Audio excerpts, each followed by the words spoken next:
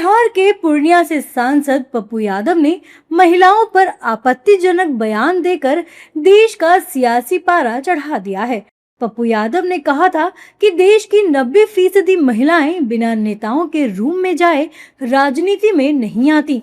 साथ ही 75% नेता फोन देखते हैं। अब उनके बयान से उनके साथी दल और एनडीए नेताओं ने कड़ा विरोध जताया है। पप्पू यादव ने जिन शब्दों का इस्तेमाल किया, मुझे शर्म आ रही है कि मैं उन शब्दों का उच्चारण भी नहीं कर सकता। यह हमारा देश है जहाँ पर हम महिला को दुर्गा, लक्ष्मी, सरस्वती, काली और पता नहीं क्या क्या कह कर के उसकी पूजा करते हैं। और उस नारी के विषय में जो शब्द पप्पू यादव ने कहे हैं, मुझे लगता है कि संसद को और माननीय लोकसभा अध्यक्ष को इसका संज्ञान लेना चाहिए और उनकी संसद की सदस्यता रद्द होनी चाहिए। पप्पू यादव और पागल हो गया।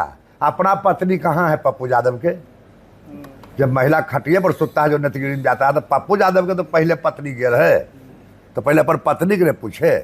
जो कुल महिला कह रहा है तो पहले अपना पत्नी के पूछा है। पटना अपना और महिला तो है ना, पत्नी है ना नेता, तो अपना पत्नी को पहले पूछ ले, तब दूसरे के बारे में बोले। वो जे पड़ जाए नहीं पड़ जाए, उस सबको हम चर्चे में नहीं लाते, उस सब कुछ है नहीं है। अब महिला जो जाता है खटिया पर सुतता, मचिया पर सुतता है, कोई तरीका है तो पहले तो अपन पत्नी के पूछे कि कितना खटिया पर सुतता है।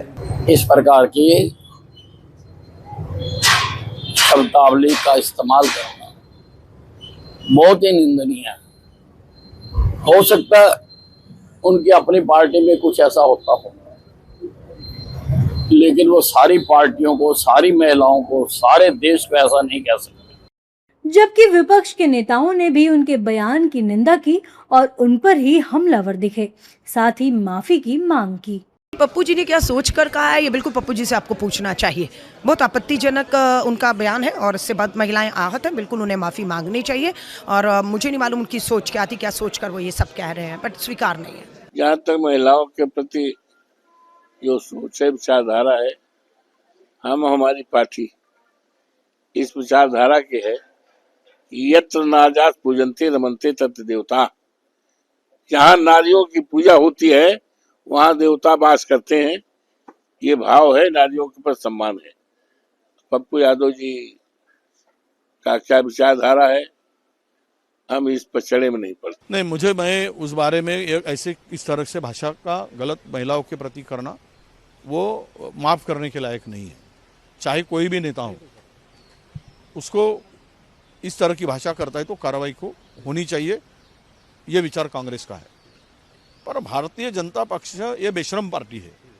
इतने महिलाओं का अपमान करने के, स्टेटमेंट करने के बाद में भी वो भाजपा के साथ में ही रहते हैं, उनके ऊपर कार्रवाई नहीं होती, ये दुर्दैव की बात है। पर पप्पू यादव ने जो कहा वो गलत कहा है, उसका निषेध है। दरअसल पप्पू यादव ने मंगलवार को महिला आरक्षण पर बोलते हुए ये विवादित बयान दिया था। हालांकि बाद में उन्होंने सफाई भी दी, लेकिन अब उनके बयान की चौतरफा निंदा हो रही है और नेता उनसे माफी की मांग कर रहे हैं।